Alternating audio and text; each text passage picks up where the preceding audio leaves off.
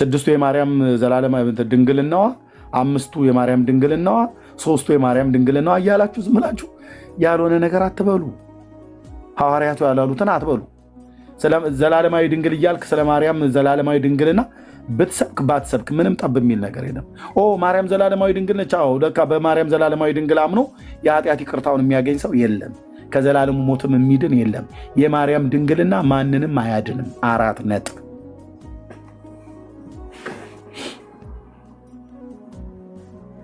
አቤት! የማርያም ድንግልና ማንንም አላዳንም፣ ማንንም አያድንም። በድንግልናዋ ደም አይደለም የዳን ነው። በድንግልና ጸንሳ የወለደችው ጌታ በደሙ ወደ አባቱ አቀረበን። ሃሌሉያ! እናንተ ግን በፊት ርቃችሁ የነበራችሁት አሁን ግን በክርስቶስ ኢየሱስ ሆናችሁ በክርስቶስ ደም ቀርባችኋልና እንዳለ ማለት ነው ኤፌሶን ላይ ጳውሎስ። እንዴት አንተ እንዴት እኮ የአምላክን የእግዚአብሔርን ቃል በማርያም ዘላለማዊ ድንግልና ማንም ሰው ወደ አብ አልቀረበም፣ ሊቀርብም አይችልም።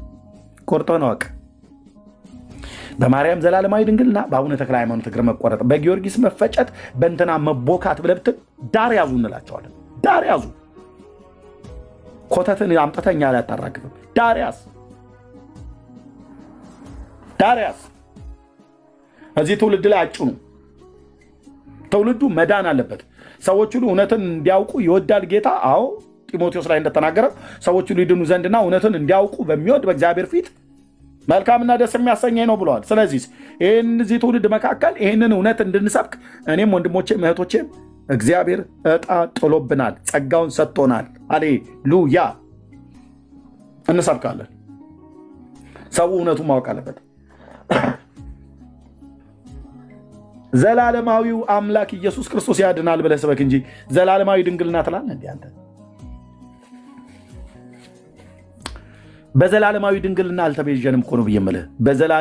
ከዘላለም ከእሱ ጋር በነበረ ባለም ሁሉንም አሳልፎ በሚኖር በውድ ልጁ የሰጠውን የክብሩን ባለጠግነት ገለጠልን ይላል።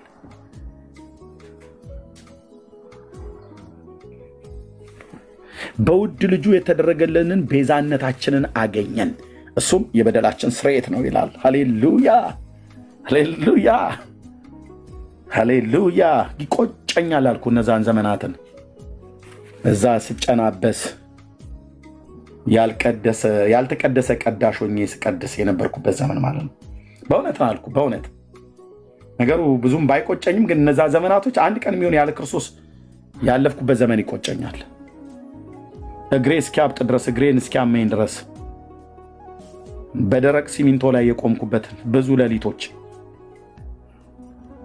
አባዬ ስም ይባረክ የኔ ጌታ። ስንት ሌሊት እየታገልኩ ከአውሬ ጋር ደወል ለመደወል ሲሄድ የክረምት ጅብ ሁሉ ሊበላኝ ደወል ለመደወል ህይወት ለማይሆን ነገር አይቶኛል። አባዬ ለካ ይርበኝ ነበር ታውቃለህ። እግዚአብሔር አገሩ የት ነው እያልኩ ጠይቅ ነበር። የት ነው አገሩ እግዚአብሔር? አይቴ ብሔራ ለጥበብ እያልን እናዜም ነበር። የጥበብ አገሯ ወዴት ነው ብሎ እንደሚል ማለት የት ነው እግዚአብሔር አገሩ ብዬ የምለው ጌታ መኖሪያው አገሩ አላደረገኝም።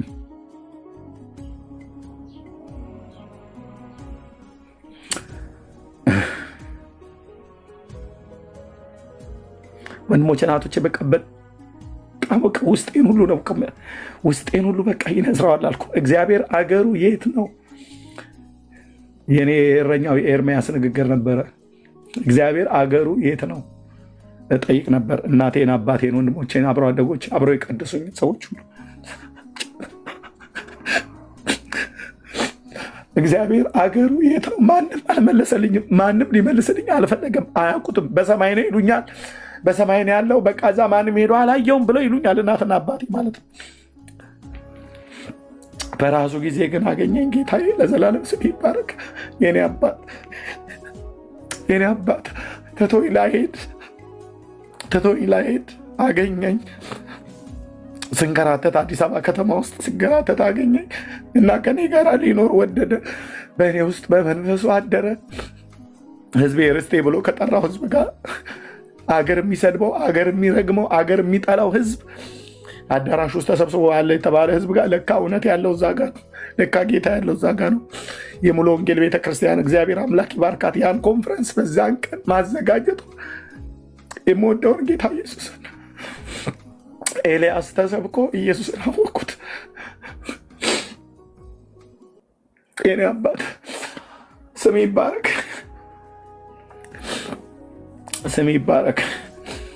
እና መጽሐፍን ሳነበው በኋላ ላይ የሚወደው ቢኖር ቃሌን ይጠብቃል፣ አባቴ የሚወደዋል፣ ወደ እርሱ እንመጣለን፣ በእሱ ዘንድ መኖሪያ እናደርጋለን አለኝ።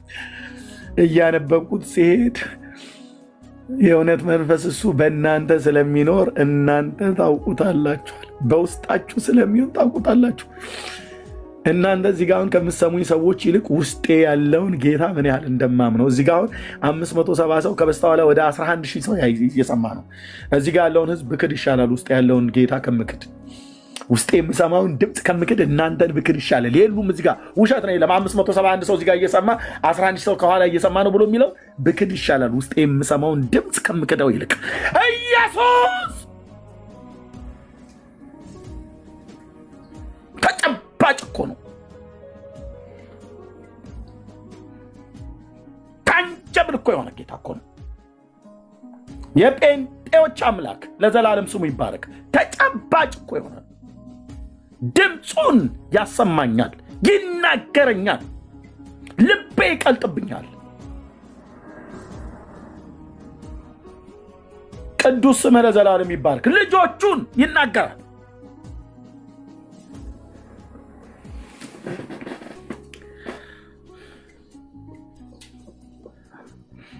የት ነው ሀገሩ ብዬ ስለ የነበረውን ሀገሩ አደረገኝና ያው በቃ በደስታ ነፈርቅልሃለሁ አልኩ። 27 ዓመት ሙሉ ቀን ማልቀስ፣ ማታ ማልቀስ፣ ቃሉን ሳነብ ማልቀስ፣ ስጸልይ ማልቀስ፣ ኢየሱስ ብዬ ስሙን ስጠራው ማልቀስ። በቃ ያቅበጠብጠኛል አልኩ። በቃ ደስታ። ምን አይነት መንፈስ ነው? ምን አይነት ጌታ ነው? ወንድሞች እናቶቼ፣ የቀመሳችሁ ሰዎች ታውቁታላችሁ። ምን አይነት መንፈስ ነው? ምን አይነት ጌታ ነው? ምን አይነት ውድ ነው? ምን አይነት የተወደደ ጌታ ነው? አውቀዋለሁ አባን፣ አውቀዋለሁ ጠረንህን ብለን እንዳልነው በደንብ ነው የማውቀው አልኩ። በደንብ ነው የማውቀው።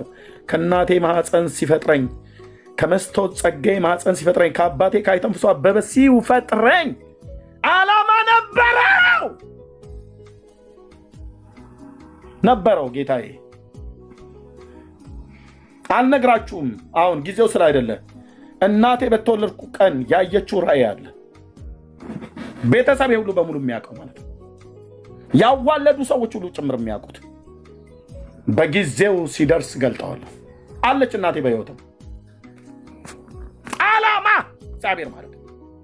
ለዚህ ጌታ እኖራለሁ፣ ለዚህ ጌታ እሰዋለሁ። 4 ነጥብ።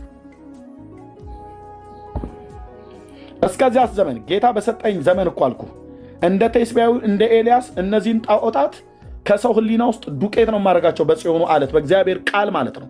እንፈጫቸዋለን፣ እናደቃቸዋለን። ማንን? እነዚህን ቅርጻ ቅርጽና ስዕሎችን ማለት ነው። በዲቤት ብቻ አይደለም የጀመረው፣ ከሰው ልብ ውስጥ የተረሱ እንዲሆን ያደርጋቸዋል። የሰራዊት ጌታ እግዚአብሔር የተረሱ ያደርጋቸዋል አልኩ። እቺ ናት የጌታ እናት ማርያም። ይሄ ነው የጌታ የኢየሱስ ክርስቶስ። አንተ ዘላለም የማያድግ እኔ ስወለድ የዛሬ 47 ዓመት እናቴ ስትወልደኝ ይሄ ስዕል ነበረ። እናቴ እየሳመችው ማለት ነው። ይሄ ሕፃን ልጅ የተባለው አላደገም ያኔ። እኔ እንኳን አድጌ 47 ዓመት ሞልቶኝ የአንዲት ሚስት ባል ሆኜ 3 ልጆችን ወልጃለሁ። እኔ አድጌ ልጄ እንኳን አደገ። ታውቃለህ? ወደ 11 ዓመት ሆነ ትልቁ። ይሄ ግን አላደገም። አየህ፣ ከርሞ ጥጃ የሚባል ስዕል ማለት ነው።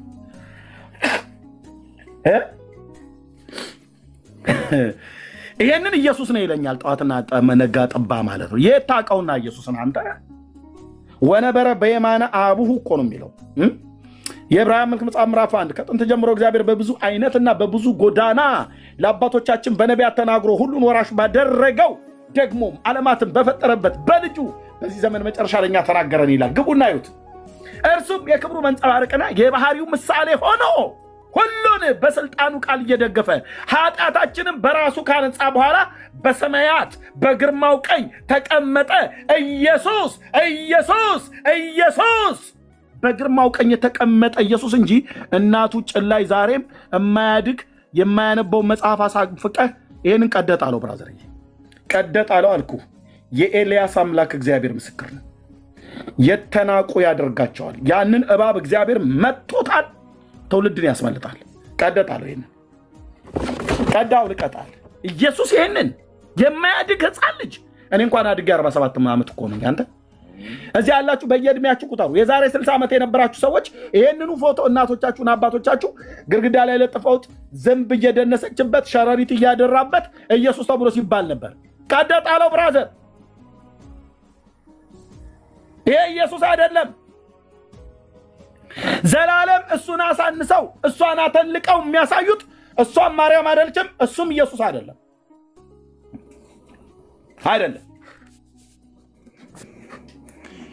አይደለም።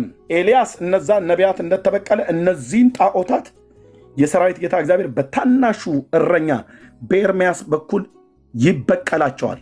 ጀምሯልም ይቀጥላል። ቀደጣለው ብራዘር። ባለ ግርማው ኢየሱስ በአባቱ ቀኝ በዘላለም ክብሩ አለ። አንተ እናቱ ዛሬም ማቅፋ እሷን አጉልቶ ከፍ አድርጎ ማሳየት እሱን አሳንሶ ዘላለም አታፍሩ። እስላም መጥቶ ቢጠይቅ የእናንተ ኢየሱስ አያድግም እንዴ ብሎ ቢል ምንድን ነው መልስህ? የኔ ኢየሱስ ግን ልንገር በሉቃስ ወንጌል መጽሐፍ ሃሌሉያ ሉቃስ ወንጌል መጽሐፍ ላይ ሲናገር ኢየሱስም በጥበብና በእውቀት በሰውና በእግዚአብሔር ፊት በሞገስ ያድግ ነበር ይላል። ቤተ መቅደስ ሲገባ እኮ የ12 ዓመት ልጅ ሆኖ ነው። ይሄ የ12 ዓመት ልጅ ሆና እንደዚህ አሁን ጉልበቷ ላይ ተቀፈችው። ቤተ መቅደስ ሲሄድ የ12 ዓመት ልጅ ነው። በዮሐንስ እጅ ሲጠመቅ በጢባሪዎስ ቄሳር ዘመን ማለት ነው የ30 ዓመት ዕድሜ ሆኖ ነው በዮሐንስ እጅ በዮርዳኖስ የተጠመቀው።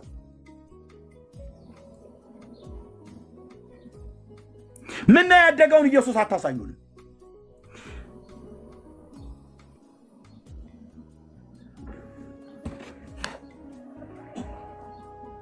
ዘላለም የማያድግ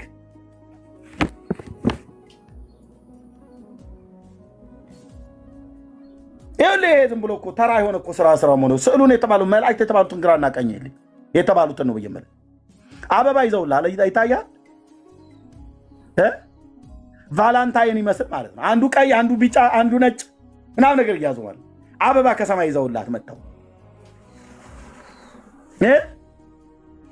የትኛው ነብይ ነው እንደዚህ ብሎ ያለህ? የትኛው ሐዋርያ ነው እንደዚህ የጻፈልህ? ሁለቱም አበባ ይዘዋል። ታውቃለህ? ሰይፍና አበባ።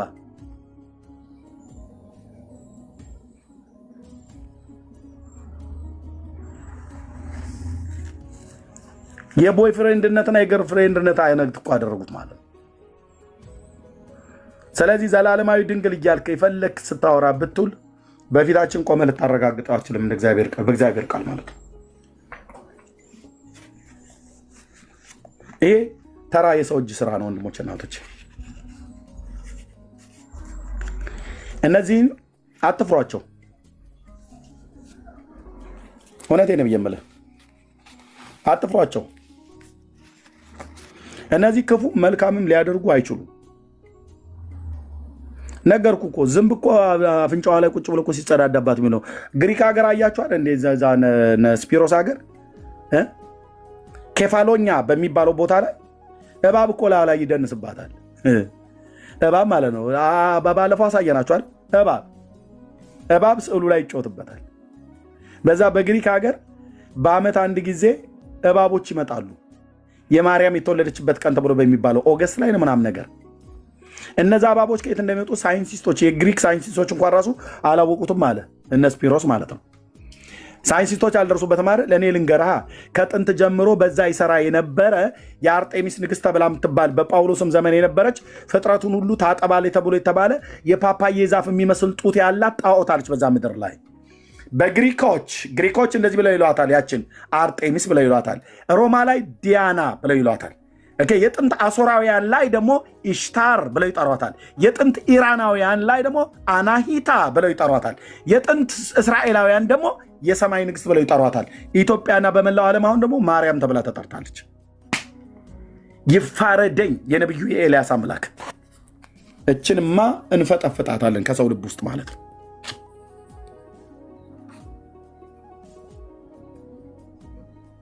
ዘላለማዊ ድንግል ናት ይላል ይመጣና ማለት ነው። የጌታዬስ እናት የተወደደች የተባረከች እናት ናታ። በእግዚአብሔር ገነት አለች። በክርስቶስ እህቴ በክርስቶስ እናቴ ብዬ ስጠራት እስራኤላዊቷን የጌታዬን እናት ማርያምን አላፍርባትም፣ አናፍርባትም። ሳራን እናታችን ብለን እንደምንጠራ የጌታ እናት ቅድስት ድንግል ማርያምን እናታችን በክርስቶስ እህታችን በክርስቶስ ብለን ስንጠራት አናፍርም። እችን ስዕሏን አይደለም ያለ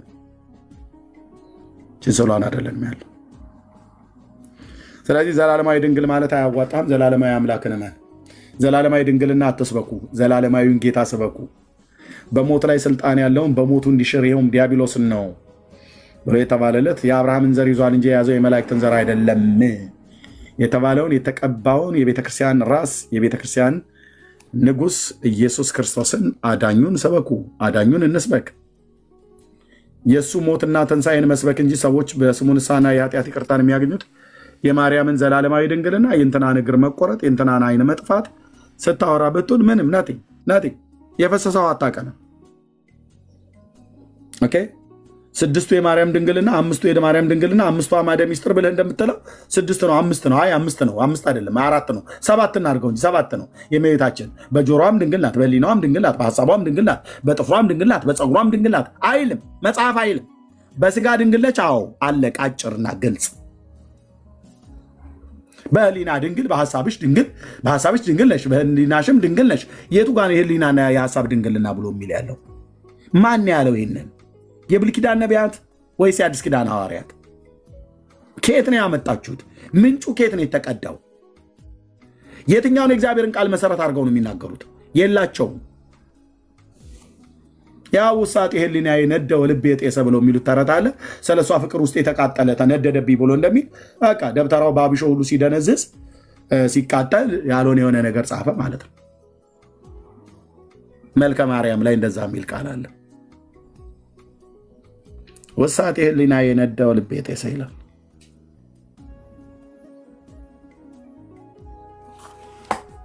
ኢየሱስ ያድናል። ለዚህ ትውልድ የሚያስፈልገው ጌታ ኢየሱስ ነው። ለአንተ፣ ለአንቺ፣ ለእኔ ያስፈልገን ጌታ ኢየሱስ ነው። ለዚህም ትውልድ የሚያስፈልገው ጌታ ኢየሱስ ነው። ጸጋና ሰላም ይብዛላችሁ። ተባረኩ። ጥያቄ ያለው ሰው ካለ መጥቶ መጠየቅ ይችላል። ከበስተኋላ 11 ሺህ ሰው እየሰማ ነው። ጥያቄ ያለው ሰው ካለ መጥቶ መጠየቅ ይችላል። ጸጋና ሰላም ይብዛላችሁ። የሆነ ቪዲዮ አይተህ ነበር? መስፍን የኦርቶዶክስ ተዋሕዶ ልጅ የተናገረው በዚህ በድንግልና እሱ ነው 6 ድንግልና አላት ብሎ ያለው እሱ ነው። እያየው ነበር። በሀሳቧም ድንግል ናት እያለ ነበር። ምንም አይሉት ነገር አለ። ያደግንበት አይደል? አደግንበት፣ ጥርሳችንን ነቀልንበት። በዚህ ተረት ጌታ ያንኑ የበቀለውን ነገር ከላያችን ላይ አራግፎ ነገሰብን እንጂ ጌታ ይባረክ። ለእግዚአብሔር ክብር ይሁን። ወንድምነት ዳንዬ አለህ? ሰላም በል። ጊዜ አልሰጠኋችሁ። አሁን የሚወያይ ሰው ካለ ወደ ውይይት መምጣት ትችላለህ። ካልሆነ ወንድሜ መርጌታ መጥተዋል። ወንድምነትም ዳንዬም አለ። መናገር የሚፈልጉትን መናገር እንችላለን። ቴንኪው። ዳንዬ አለህ?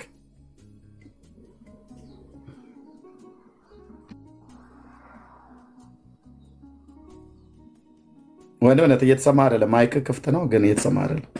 ሁላችሁንም ሰላም ብያለሁ። ደህና ነኝ። ጌታ ይባረክ። ጌታ ይባረክ።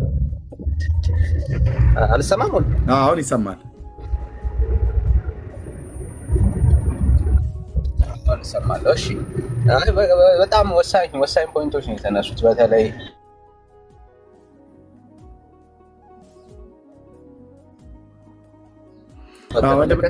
የዘመናት ተረት ነው ቤተክርስቲያኒቷ ውስጥ ያለውና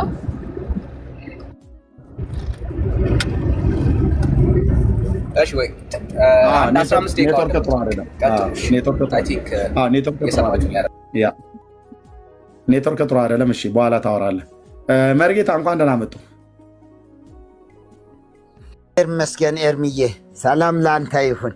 ሰላም ይብዛ። እሰይ በመድረሴ በጣም ደስ ብሎኛል። ፕሮግራሙ ላይ መንገድ ላይ ነበርኩና ምጥ ይዞኝ ነበረ እንዲሁ እንዳይዘጋ እንጂ ኤርሚ እያልኩ እየሰማው ነበረ እና ታክሲ ላይ ስለሆንኩ መናገር ስለማልችል ዝም ብዬ በውጭ ልሁን ብዬ እንትን እያልኩ ነበረና መልካም አደረግ። እውነት ነው። ስድስቱ የማርያም ድንግልና የሚሉት ይሄ ድንግልና ዝም ብሎ በቀላሉ የመጣ አይደለም። በእግዚአብሔር ዙፋን ላይ እርሷን በእግዚአብሔር ዙፋን ላይ ለማስቀመጥ የታሰበበት አጋንንታዊ ስራ ነው። አጋንንታዊ ስራ ነው። መውለድ እንደ ርኩሰት የተቆጠረበት ስለሆነ መውለድን እንደ ርኩሰት፣ ገዳማዊነት፣ ምንኩስና እንደዚህ እንደ ጽድቅ ተቆጥሮ ክርስቶስ ሰብራ እኮ 12 ልጆች ወልዳለች። እንዲሁ ባትወልድ ኖሮ እንዴት በምን አይነት ደረጃ ላይ ትደርስ ነበር አሉ አንድ መነኩሴ ሲያስተምሩ። 12 ልጆች መውለዷ እንጂ ከዚህ በላይ ማዕረግ ትደርስ ነበር አሉ።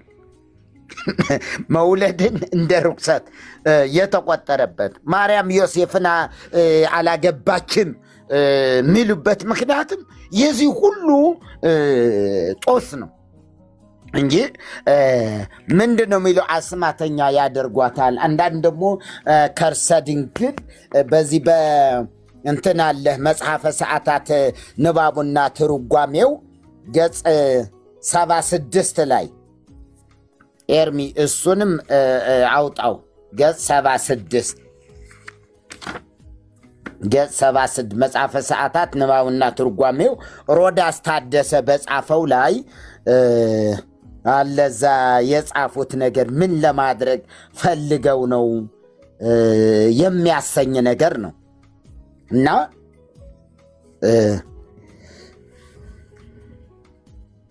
ሰማይ ወምድር ዘእያገብሮ ሰማይ ወምድር ዘእያገምሮ እፎ እንጋ ማሕፀነ ድንግል ጾሮ ሰማይና ምድር የማይችሉትን አምላክ የድንግል ማሕፀን እንደምን ቻለው? አድናቆት ነው። ከርሰ ድንግል ሰፋ እምሰረገላ ብርሃን ዘመልዕልተ ጌልጌል ከርሰ ድንግል ኖህ እምሉዓሊሆሙ ለምጽንዓት ከርሰ ድንግል አብየ ወተለዓለ እምአየራት ወተሰበሃ እምሱራፌል ወኪሩቤል ከርሰ ድንግል ኮነ ሆህተ ሰማይ ወዘእንበለ ይትረሃው ኮነ ሞዓ ወሙፃዓ ለፀሐየ ጽድቅ ከርሰ ድንግል ኮነ መዝገበ ለንዋየ ጽድቅ ዘበአማን ከርሰ ድንግል ኮነ ታቦተ ወማሂደረ ለእግዚአብሔር አዶናይ ብለውታል። የድንግል ማርያም ማሕፀን በሰማይ ካለው የብርሃን ሰረገላ ይልቅ ሰፋ። የድንግል ማሕፀን ከአየራት በለጠ። እንዴት ቢለጥጡት ነው? የት ለማድረስ ነው የሚፈልጉ? ማሕፀን ሲፈልጉ ሰረቀ በሥጋ እምድንግል መጽሐፉ የሚለው ሰረቀ በሥጋ እምድንግል ከድንግል በሥጋ ተወለደ። በሥጋ አኮ በመለኮቱ ዘት አያችሁ። አኮ በመለኮቱ ምነት ነው አትወልደውም። በአምላክነቱ አትወልደውም። ታዲያ በሰውነቱ ይህንን እውነት መሆኑን አንዳንድ ጊዜ እንዴት አይነት ግራ የተጋባች ቤተ ክርስቲያን እንደሆነች ያሳዝናል። ስትፈልግ ከነ አንድምታው ከነ ምናምኑ ሰረቀ በሥጋ እምድንግል ውዳሴ ማርያም ሰኞ ውዳሴ ማርያም ማንም ነው የሚለው። ሁላችሁ ታውቁታላችሁ። ብዙዎቻችሁ ኦርቶዶክሳውያን የሆናችሁ ሁሉ ስታነቡት ኖራችኋል። ጸሎት መቼም እሱ አደለ ጸሎት፣ ድግምት አደለ ጸሎታችን። እግዚአብሔር ሆይ ብሎ ማለት የምንሻው በልባችን ውስጥ ያለው የምንፈልገውን ማለትማ ከየት ተምረ ነው? መጽሐፍ አንብበን ነው የምንጨርሰው። እና ስለዚህ ሰረቀ በስጋ እንደተወለደ እየተናገሩ እንደገና ደግሞ የድንግል ማርያም ማህፀን ከአየራት ሁሉ አየር አያችሁ፣ ወደ ሰማይ ቀና ብላችሁ አይናችሁ ከሚደርስበት በላይ ተለጠጠ። ማህፀኗ ሰፋ። ከዛ መለኮትን ሊይዝ የሚገርም ነገር መለኮት እንደ በእንትን በብርጭቆስ መለኮት ነው እኮ። ስፋት ርቀት የሚይዘው እኮ አይደለም። ባህሪው ረቂቅ ነው፣ ረቂቅ ነው። እንደ ግዙፍ ነገር እንደዚህ የግድ ሰፊ የሆነ አዳራሽ የሚያስፈልገው አይደለም። እነሱ ግን ይኸው የማርያም ማህፀን አዳራሽ አደረጉት፣ እንደ አዳራሽ። እና ይህን እያሉ የተናገሩበት ነገር ማርያም ድንግል ናት። ሽንት እኮ አይደለም ዝም ብሎ የሚወጣ ሰው ነው፣ ፍጹም ሰው ነው። አጥንት ያለው ስጋ አጥንት ያለው ነው እኮ ሰው አይደለ የተወለደ። ሰው ከሆነ ደግሞ ማህፀንን ከፍቶ ይወጣ ዘንድ ግድ ነው። ወይ ምትሃት ነው ይበሉ። በምትሃት ተወለደ በኋላ ወደ ሰውነት አደገ ይበሉ። ወይም ከተወለደ በኋላ ይህ ካልሆነ ጠበ ጡት ጠባ እያሉ ጡት የጠባው ሰው ስለሆነ አይደለም እንዴ? ጡት የሚጠባው ሰው መሆኑ ከታወቀ ከታመነበት እንግዲያስ ምን ማለት ይጠበቅብናል ማለት ነው? ከማህፀን ሲወጣ ማህፀኗን ከፍቶ ወጣ። ማህፀኗን ከፍቶ ወጣ። ወልድ እናት ብሎ ድንግል የለም። ከመውለዷ በፊት በእውነትም ድንግል ናት፣ ምንም ጥርጥር የለውም። መልአኩም ያለው ይሄ ነው። ወደ አንዲ ሉቃስ ጸሐፊ ያለን ወደ አንዲ ድንግል ተላከ ነው የሚለው። ድንግል እያለች ነው የምስራቹን ያሰማ። ግን እጮኛ ያላት፣ ግን ባል አላት፣ እጮኛ አላት፣ ገና አልተጋቡም እንጂ። ስለዚህ ቅድመ ጋብቻቸው መልአኩ ገብርኤል መጥቶ ምን አለ? ምን አለ? በቃ ይሄን አለ። ወደ አንዲት ድንግል ተላከ። እነሆ ወንድ ልጅ ትወልጃለሽ አላት። ያ ሁሉ ክርክር ያተደረገው እኮ ድንግል ሆኜ ወንድ ሳላውቅ እንዴት እወልዳለሁ ነው የነበረና ስትወልድ የግድ ማህፀኗን ከፍቶ ምን ይላል? ይወጣል። ስለዚህም ነው የሉቃስ ወንጌል ምዕራፍ 2 ላይ በደንብ አንብባችሁት አይታችሁት ይሆናል። አንዳንድ ጊዜ እወጣ ስለነበረ ስልክ ሲደወልልኝም ሉቃስ ወንጌል ላይ ምዕራፍ 2 ይመስለኛል፣ ምዕራፍ 2 ላይ ሊገርዙ 8 ቀን በሞላ ጊዜ በማህፀን ሳይረገዝ በመልአኩ እንደተባለ ስሙ ኢየሱስ ተብሎ ተጠራ። እንደ ሙሴ ሕግ የመንጻታቸው ወራት በተፈጸመ ጊዜ በጌታ ሕግ የእናቱን ማህፀን የሚከፍት ወንድ ሁሉ ለጌታ የተቀደሰ ይባላል ተብሎ እንደተጻፈ ይህን ምሳሌ ለእርሷ ማቅረቡ፣ ይህን ምሳሌ ለኢየሱስ ማምጣቱ ታዲያ ለምን አስፈለገ? ማህፀኗን ከፍቶ ካልወጣ ታዲያ ለምን አስፈለገ? እንዴት ሰው ነው ማለት እንችላለን? ይህ እኮ ለጌታም እኮ በእውነት ስድብ ነው እኮ፣ ስድብ ነው። መንፈስ የሚያስመስል ምትሃት የሚያስመስል ነገር ነው እኮ። ስለዚህ ማርያም 6 ድንግልና የሚባል ነገር የላትም። የሥጋ ድንግል ነበረች እስክትወልድ ድረስ። ልክ ስትወልድ ግን ስትወልድ ምን ሆነ ማለት? ማህፀኗ ተከፈተ። በእርግጥ በአስማት እንደወለደች ይናገራሉ። በአስማት እንዴት አድርጌን የምወልድህ ብላ እንደጠየቀችውና ከዛ የሆኑ 3 ስሞች አሉ። እነሱን ስትጠሪ ከዚያ በኋላ ዱብ ብዬ እወርዳለሁ አይነት ነገር፣ እንደ ዝናብ ተቆራርጦ እንደሚወልድ አይነት ነገር አድርገውታል። ረጌታ ይርዳን ወገኖቼ። ማርያምን የወደዱ እየመሰላቸው የት ድረስ ሊወስዱ አትፈለጉ። እንዴ ሲፈልጉ የማርያም ሐሳብ እንደ አምላክ ሐሳብ ነው አሉ። እንደ አምላክ ሐሳብ ነው። ፍጥረት ሁሉም የተወለደ እርሷን ለማመስገን ነው። ስለዚህ እርሷ ምን ላይ ያስቀመጧል? በእግዚአብሔር ዙፋን ላይ። ሲያንሳቸው ነው እኮ። ድንግል ናት። በሐሳቧ ድንግል፣ በሥጋዋ ድንግል፣ በምናምኗ ድንግል፣ በምን ድንግል እያሉ ያሉ በእግዚአብሔር ዙፋን ላይ ያስቀመጡበት ነገር ለማውረድ ተቸግረው ነው። እንዴት ያውርዷል? መጽሐፍቶቹ እንደዚህ ያሉ። በመጽሐፍቶቹ ይሄናል። በሰዓታቱ ብትሉ፣ በቅዳሴው፣ በድጓው፣ በምኑ ላይ ሰቅለው አሁን ለማውረድ ተቸገሩ። አሁን እንደ ሰው ለማድረግ ተቸገሩ። እንደ ሰው ለማድረግ ሰውናት ለማለት ተቸገሩ። አሁን ሰውናት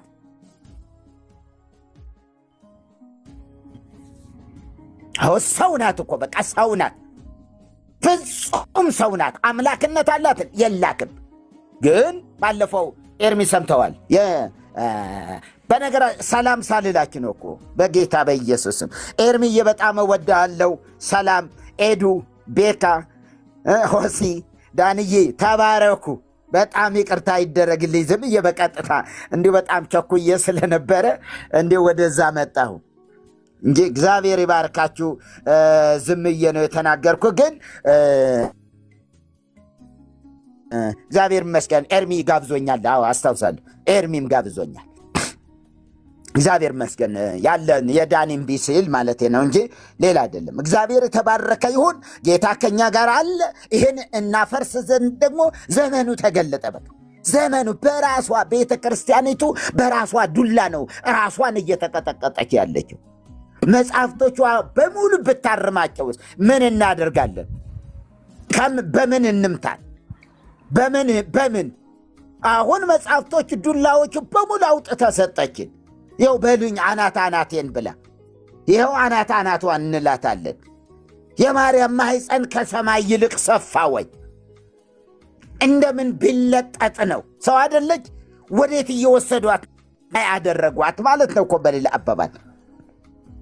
የለም እንደዚህ ብታደርጉ ባታደርጉ ምንም ብትሉ ምንም የለችበትም። በማዳን ላይ የለችበትም። በምልጃው ላይ የለችበትም። ታማልዳለች፣ ኧረ አታማልድም። ከሞተች በኋላ ሳታማልድም፣ ከመሞቷ በፊት አታማልድም። አለቀ። የለም አታውቀውም ባልላችሁም እንኳ ግን አላደረገችው።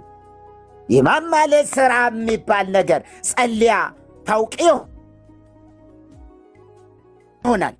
ይሆናል። ሴት ናት፣ ክርስቲያን ናት። ለምን አትጸልይም? ከሐዋርያት ጋር አብራ ነበረች። አብራ ያለች መንፈስ ቅዱስ ወርዶላታል። ይሄ ግን አያቸው። ኦርቶዶክስ ግን ወዴት እየሄደች ያለችበት ነገር በአንጻሩ በዚያ በኩል ደግሞ እንድታይ መንፈስ ቅዱስ የወረደው እሷ ስላለች ነው።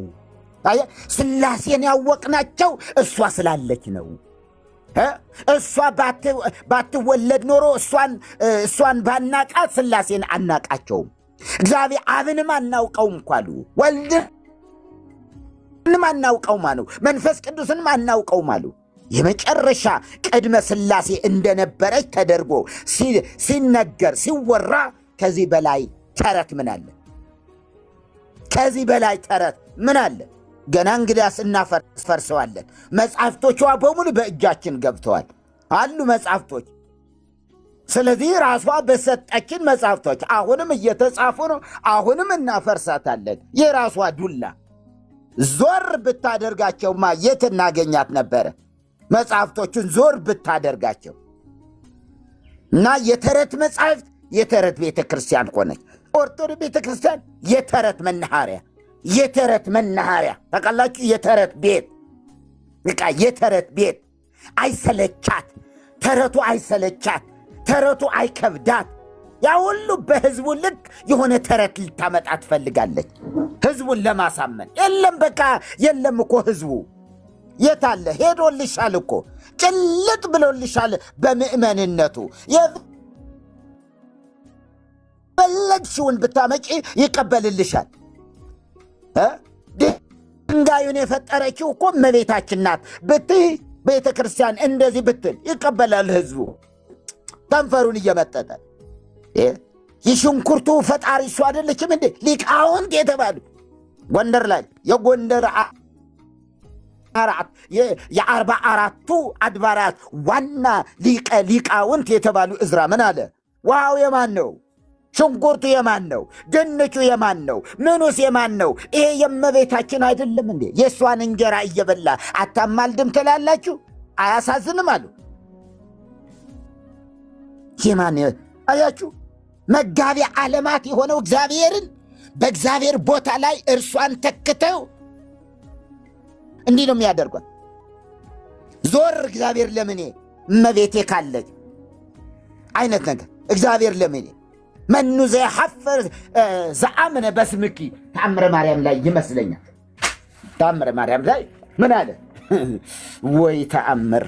ይሄ ከዚህ ከርዕሴ አልወጣም፣ አይዟችሁ። ብቻ ግን ይሄ የተባለበት ምክንያት ለእሷ የተሰጠ ምንድነው ማለት ነው? ከፍታ ዝቅ እንዳትልባቸው። ምክንያቱ ከፍጥሯን ሁሉ በላይ አልዋታ። ከፈጣሪ በታች ከፍጥሯን በላይ መጽሐፍትስ አይሉም። ከፈጣሪ በታች ምንም አንድ ነው ያለው፣ ሰው ነው። በቃ ሰው ነው። ከፈጣሪ በታች ሰው ነው። ከዛ ቀጥሎ ደግሞ መላእክት ናቸው። ከኛ በታች ይሆናሉ መላእክቱ ከኛ በታች ይሆናሉ ማለት ነው። ምክንያቱ ተፈጥሮአዊ ባህሪያቸው እንትን ስለሆነ በእግዚአብሔር መልክና አምሳል ባለመሆኑ፣ እኛ ደግሞ በእግዚአብሔር መልክና በእግዚአብሔር አምሳል በመፈጠራችን መላእክት እኛን ይጠብቁ ዘንድ ከሚጠበቀው ይላል ድርሳነ ዮሐንስ አፈወርቅ ላይ ከሚጠበቀው ጠባቂ ያንሳል ይላል። ጠባቂ የሚጠበቀው የከበረ ነው። የሚጠበቀው ደግሞ ጠባቂው ደግሞ ከዚያ ዝቅ ያለ ነው የሚል ነገር አለው እና እውነት ነው። ይሄ ነው። ግን ምን አሉ እነሱ? ግን መኑ ዘሐፍረ ዘአምነ በስምኪ፣ በስሟ አምኖ ያፈረ ማናለ? እርሷን አምኖስ ገሃነም የገባ ማናለ? የሚል ተአምረ ማርያም ላይ ነበረ። አየዋለሁ፣ በኋላም አወጣዋለሁ፣ አሳያቸዋለሁ።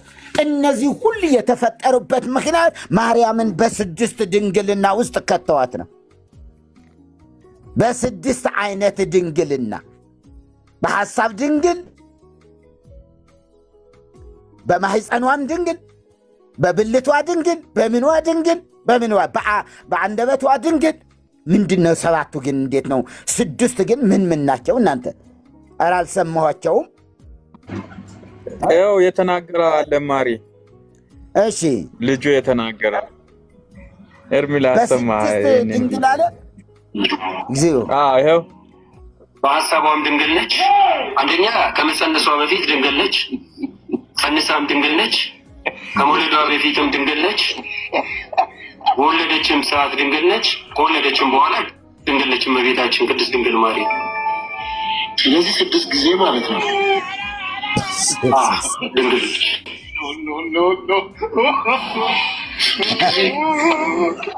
አንድ ያለ ሰው ድንግል የሚሆነው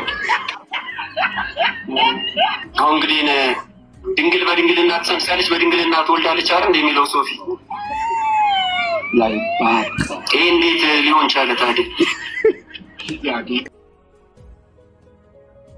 የሚገርም ነው እኮ።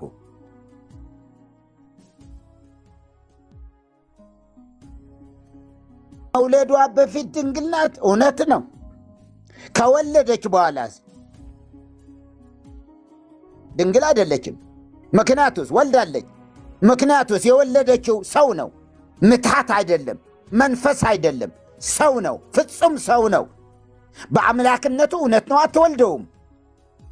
ራሳቸውም የተረጎሙት ነገር ነው። ሰረቀ በሥጋ እምድንግል ብለው ከድንግል በሥጋ ተወለደ ብለው፣ በሥጋ ከተወለደ እንግዲያስ ማሕፀኗን ከፍቶ ወጣ።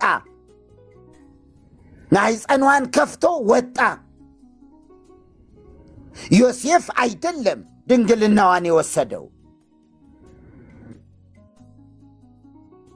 ነገር ግን ክርስቶስ ሲወለድ ማሕፀን ከፍቶ መውጣት ግድ ስለሆነ ሰው እንደመሆኑ መጠን እንደኛ አጥንት ሁለት ዓይን ያለው እንደኛ ፍጹም ሰው ነው። ዘእንበለ ኃጢአት ባቲታ ኮነ ሰብአ ከማነ፣ ከኃጢአት ብቻ በቀር እንደኛ ፍጹም ሰው ሆነ ስለሚል መጽሐፉ ይህን ስለሚል ስለዚህ ሰው ነው፣ ድንግል አይደለችም። አሁን አልወለደችም ለማለት ወይም ከዮሴፍ ልጆችን አልወለደችም የሚለውን ክርክር ለማጽናት ስትል ለዘላለም ድንግል ናት አሉ እንጂ ምን ሊያደርግ ነው? ሰማይ ላይ ሆኖ ድንግልና ምን ይስራ? ወለደ አልወለደ ማይፀን ሰማይ ላይ ሆኖ ምን ያደርጋል?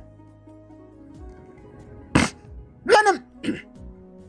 የእግዚአብሔር ዙፋን ለመስጠት ብቻ የታሰበበት ነገር ነው እና እባካችሁ ይሄ ከዚህ አጋንንታዊ ትምህርት ህዝባችን ይውጣ። ከዚህ አጋንንት ትምህርት እንድትወጡ ያስፈልጋል። መውጣትም ይጠበቅባቸዋል። ውጡ። ይሄ ነው ጠጅ ቤት ያስቀራችሁ። ይሄ ነው ነፍሰ ገዳዮች ያደረጋችሁ። ይሄ ነው ለዘመናት ብትገድሉ ብታመነዝሩ፣ ብትጨፍሩ፣ ብትዘፍኑ አስማተኛው አስማት ቢደግም ከልካይ የለውም። ምክንያቱስ ማርያም ታጸድቀዋለች። ያው ድንግል አይደለች? በሐሳቧ ድንግል ያደረጓት። በሐሳቧ ድንግል እንዲያውም ከመውለዷ በፊት የነበረ ህይወቷ በምንም መንገድ አልተጻፈም። ኢየሱስም አልነገረንም። ለደቀ መዛሙርቱም ይህንን አላስተማረም። ይገርማቸዋል እኮ እናቴ ማለት ብፅዕተ ብፁዓን ቅድስተ ቅዱሳን ምናምን ብሎ አልነገራቸውም፣ አላስተዋወቃቸውም። እንዲያውም ጭራሽ አላስተዋወቀም። እናቴ እንዲህ ነይ ከነዚህ ጋር ተዋወቂ አላላትም። ስራቶ እሱ ለዓለም ሁሉ ማስተዋወቅ የቻለው ማስተዋወቅ ያለበት ማንን? የላከው አብን። የአብ መልእክተኛ ነው። ስለዚህ መልእክተኛ እንደመሆኑ መጠን ደግሞ አባቱ ልኮታል። ስለ አባቱ ያወራል። ምስክርነት አለኝ እያለ በሰማይ ያለውን የአባቱን ምስክርነት ይናገራል እንጂ እንደዚህ የወረደ ነገር አይናገርም። ይህን አንድ ነገር ብዬ እንትን ልበላ እዚህ እንትላ ምናልባት እምከመ ብጻትከ በምንት እክህለከ ትቤ ወይቤላ ጸውኢ ሰለስተ አስማተ ሰለስተ ማእሰረ ወሰለስተ መፍትሐ ሰማይ ወምድር ወይወርድ አንጠብጢቦ በምድር ታለቀልቅ ወአጋንንት ይዘረው እምከመ በጽሐ ልደትየ ወትቤሎ እጸውእኑ ስመከ ወይቤላ እወ ጸውኢ አዮ ዳኬ ብርስባሄ ወአመ ጸዋዓቶ ለውእቱ ስም ወፃ ክርስቶስ እምከርሰ ድንግል ወኢቆመ አሐተ ሰዓተ ፈናዊ ብሂል እሳት ኮነ ስምዑ እምላኢሉ እስከ ታሕቱ ብሂል ወውእቱ ብሂል አለ። እያችሁ ወውእቱ ብሂል አለ ምን ማለት ነው? በአማርኛው ልወልድህ ስል ምን አስቻለ ስትል ሶስት ስሞችን፣ ሶስት ማሰሪያዎችን፣ ሶስት የሰማይና የምድር መፍቻዎችን ጥሪ። ልደቴ ሲደርስ ጠብ ብሎ ይወርዳል። ምድርም ትነዋወጣለች፣ አጋንንት ይበተናሉ አላት። እሷም ስምን ልጥራ ስትለው ጥሪ አላት። አዮ ዳኬ ብርስባሄ ብላ ይህን ስም በጠራች ጊዜ ክርስቶስ ከድንግል ማርያም ማህፀን ወጣ። አስማት ማለት ይሄ ነው። ማርያምም አስማተኛ ነች ሲሏቸው አስማት ኃጢአት ያልሆነበት ምክንያት፣ አስማትን እንደ ኃጢአት የማይቆጠርበት ምክንያት ጻድቃን የተባሉ መላእክት በሙሉ አስማት አላቸው። ሚካኤል በአስማት ነው ሰይጣንን ድል ያደረገው የሚለው ዮሐንስ ራእይ ላይ በአስማት በክንፉ ላይ የተጻፉ አስማቶች ነበሩ። በነዛ አስማቶች ሰይጣንን ድል ያደረገው ብለው ያወራሉ። ይኸው እዚህ ደግሞ ድንግል ማርያምም አስማተኛ ሆነ። ብልና ተምች እንዲበላው አድርጋለች። አንድ ባለ ሀብትም አንድ መጥቆል የሚባል ሀብታም ነበረ። የእሱንም እንደዛ አድርገዋለች። አሁን ደግሞ ክርስቶስ ለመውለድ ደግሞ ስም ልጥራ አለችው። አዎ ጥሪ። አዮ ዳኬ ብርስባሄ ብላ ይህን ስም ስትጠራ ኢየሱስ ክርስቶስ ዱብ አለ። ያቸው ኢየሱስ ክርስቶስ ዱብ አለ። ባርቶስ ነው እኮ መጽሐፈ ባርቶስ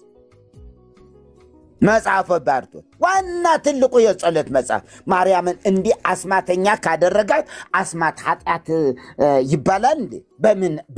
በምን ታሳቢነት? ይኸው ማርያም እንኳ እንደዚህ ደጋሚ ሆና ማርያም እንኳ እንዲህ እየደገመች እንደምትኖር እየተነገረ ጌታ ይርዳን ወገኖቼ። ይሄ ነው። ስለዚህ እንትኑ ኤርሚ በደንብ ነው ያብራራው። የዚህ ሕዝቅኤል ሆተ ምስራቅ የሚለው አንቲ ውእቱ ሆተ ምስራቅ አያችሁ። የማክሰኞ ውዳሴ ማርያም ላይ ጽፈውታል። በፍጹም ማሕፀን አይደለም፣ እሷ ማሕፀን አይደለም። ሊበላ ነው የገባ፣ ይበላ ዘንድ ነው የገባው። ወደዛ ወደ በሩ ወደ መቅደሱ የገባው ይበላ ዘንድ ነው። ምንድን ነው የሚበላው? ከዛ ይወጣል ይገባል። እንዴ ይወጣል ይገባል እንዴ? በዛ ዝም ብሎ በር አደረጉት እንዴ? ይኸው እዚህ መስኮት እንዳደረጉት የሰማይ ደጅ ነው። የማርያም ማሕፀን የሰማይ በር ነው። ሰዎች ይሄዱበታል እንደማለት። ክፋተኞች፣ ክፋታቸው በጌታ በኢየሱስ በጣም አመፀኞች ናቸው። ለዚህ አይደለም እንዴ ባለፈውም እንትን የነገርናችሁ እኮ እንደዚህ በሂሶፕ እጠብኝ ከበረዶም ይልቅ ነጭ ሆናለሁ እያሉ የሚናገሩበት ምክንያት እኮ ለእርሷ አምላካዊ ስፍራ ለመስጠት ነው። አምላካዊነትን ለመስጠት ነው። መለኮታዊት ለማድረግ ነው። መለኮታዊት መሆን ከቶ አትችልም። እሷ አንዲት ሴት ናት፣ ንጽሕት ናት። ምንም ጥርጥር የለው። ንጽሕት ናት። ንጽሕት ነሽ ግን አይባልም። ቅድስት ነሽ አይባልም። ቅድስት ናት። ብፅዕት ነሽ ይባላል። ብፅዕት ነሽ አይባልም። ብፅዕት ናት ማለት እንችላለን። ብፅዕት ነሽ ግን አይባልም። ምክንያቱስ አንደኛ መደብ አይደለችም፣ ሁለተኛ መደብ አይደለች፣ በሶስተኛ መደብ ነው በአማርኛም ቢሆን የምትጠራው። ናት እንጂ ነሽ አይባልም። የለችም፣ እዚህ የለችም፣ እኛ ጋር የለችም። ከሌለች እንዲህ ነሽ ምናምን ነገር የሚሉ መናፍቃን ብቻ ናቸው። መናፍቃን ናቸው። መቤቴ እንትንዬ ምናምን የሚሏት መናፍቃን ናቸው። ጎደሎ የሆነ እምነት ያላቸው፣ በክርስቶስ የማይታመኑ፣ በክርስቶስ የማያምኑ፣ በክርስቶስ የኃጢአት ስርየት እንዳገኙ ያልተቀበሉ ሰዎች ይውላች። ኃጢአት የከበዳቸው ሰዎች ሁሉ ወደ ማን ነው ዞር የሚሉ? ወደ ማርያም። ምክንያቱስ አንድ ቀን እንኳ ጥርኝ ውሃ ሰጣ ከሆነ በዛችው በሰጠችው ጥርኝ ውሃ ምክንያት ለዘላለም ይድናል። እንደፈለገ መሆን ይችላል። ቢገድል ምንም፣ ቢያመነዝር ምንም፣ አስማት ቢደግ ምንም፣ ሰካራም ቢሆን ምንም፣ የትኛውም ኃጢአት ምን ይበል ይጨርስ፣ ይጨልጥ። ከዛስ እንዴ በሰማይ ላይ አለች፣ እሷ በሩ ላይ ትጠብቀዋለች። እዛ አንድ ቀን እንደዚህ በስሜ ሰታ የለም እንዴ? ናግባ ወደዚህ፣ ናግባ ወደዚህ። አረ ነፍስ ገድያለሁ፣ መዓት ነፍሳት ገድያለሁ፣ ችግር የለም ስተወው፣ በእኔ ይሁንብህ፣ በእኔ ይሁንብና። ሰካራሙ እርሷን ተማምነ ነው የሚሰክረው። ነፍሰ ገዳዩ እርሷን ተማምነ ነው ነፍስ እየገደለ ነፍስ እያጠፋ ያለው እርሷን ተማምኖ። ምክንያቱስ 78 ነፍስ እንኳ አርዶ በልቶ ሳይኮነን ታዲያ እኔ ምን ሰርቼ ይላላ? ምን ሰራውና? ሰውን ሰድቤ ያለው እንዴ ሰክር ያለው ለራሴ ነው የሚሉ ስንቶች እኮ አሉ። የእርሷን ነገር ተስፋ አድርገው ሰዎች በኃጢአት ተጨማልቀው ይኖራሉ። ለኃጢአት ራሳቸውን የኃጢአት ባሪያ አድርገው እየኖሩ ነው። ከዚህ እግዚአብሔር ይሰውረን፣ ከዚህ ይሰውረን። የኃጢአት አገልጋይ አድርገውታል። የኃጢአት አገልጋይ አድርገዋታል። ጌታ ይርዳን ወገኖቼ። እየወጣችሁ ነው ያላችሁ። 552 ሰው ነው ያለ እና ግን ያድጋል፣ ይመጣል። ጊዜ ካለን ሌሎችም ይመጣሉ። ግን አንድ ኦርቶዶክሳዊ ቢገባ ምን አለበት? ና እስኪ ማርያም ድንግል ናት የምትል ካለ ድንግል ናት፣ አሁንም ድንግል ናት የምትል ካለ ግባና እንነጋገርበት።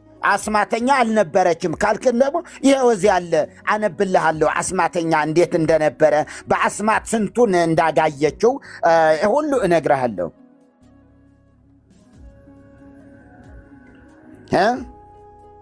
ካላችሁ ኑ እናስገባቸዋለን። አንድ ቁጥር አሳዩን። ጎሳዬ ስርዓት አንድ ቁጥር አሳዩን። ኑ እነ ሊያም ሌሎቻቸውም ግቡ። ገዝተ ላይም ቢሆን ግቡና ታብና ኮፕሊንክ አድርጉ። እግዚአብሔር ይርዳን። ኧረ ለህዝባችን እናገልግል። እናንተ ኧረ ህዝቡን እናገልግል። በጥፋት ውስጥ ነው ያለ። መቼ ነው የምታገለግሉ? መቼ ነው የምናገለግለው? ይሄ ህዝብ መቼ እናገልግለው? ተስካር እየጠበቀ የሚኖር ኧረ የራሱ ጉዳይ። ምን ቸገረኝ፣ እንደፈለግኩ ልኑር፣ ለተስካር ብቻ ገንዘብ ካስቀመጥኩ ይበቃኛል የሚል ህዝብ እኮ አለ።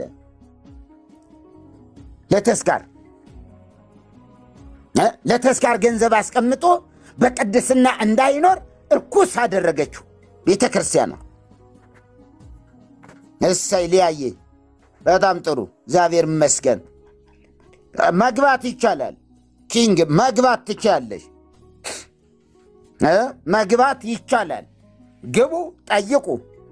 የትኛውም አይነት ጥያቄ ጠይቁ። የትኛውም አይነት ማርያምን በተመለከተ በእርግጠኝነት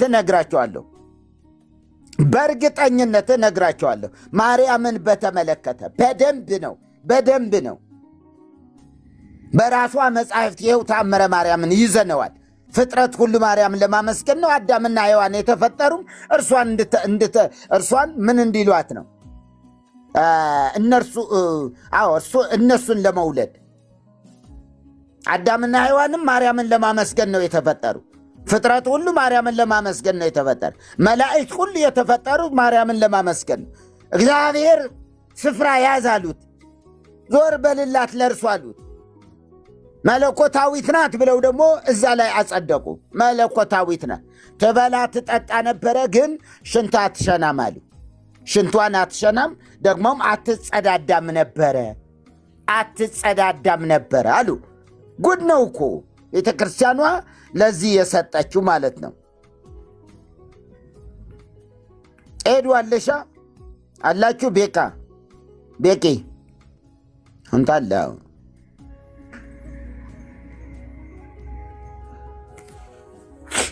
ኤርሚ ሌሊት ነው እንዴ እንትኑ? መርጌታ አቤት አለው፣ እየሰማው ነው። የሆነ ጊዜ እየወሰድኩ ስለነበር ለሌላ እንትንም ይሄ ባርቶስ ገጸ 97 ላይም ይጠቅማል። ለሌላ ጊዜም ቢሆን ዳኬ የሚለው ነው። ባርቶስ ገጽ 97 መጽሐፈ ሰዓታት ደግሞ ይሄ አለ። ዳኬ የሚለው ጸሎት ነው። ምን አልከኝ ኤርሚዬ? ዳኬ የሚለው ነው ወይ? እሱን ለመውለድ ነው እኮ። ምን ብዬ እወልዳለሁ አለችው። ዳኬ አዎ ዳኬ ዮ እሱን ለመውለድ ጨንቋት ነው እኮ። ራፐር አደረጓት እንዴ? እግዚኦ! ኧረ የሚገርም ነገር። እሺ ወንድምነት አለ ዳንዬ? ስልክ አይሰራም ዳንዬ። ዳንዬ አለህ? አስወጣው እንትኑ መሰለኝ ኔትወርኩ። እሺ ዳንዬ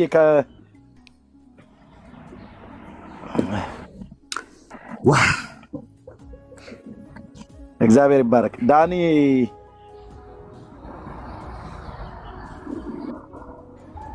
ስደውለት አይሰራም ስልኩ። ጠይቅ ኤርሚ፣ ጠይቂ። ማነሽ ኪንግ? ጠይቁ። ምንድን ነው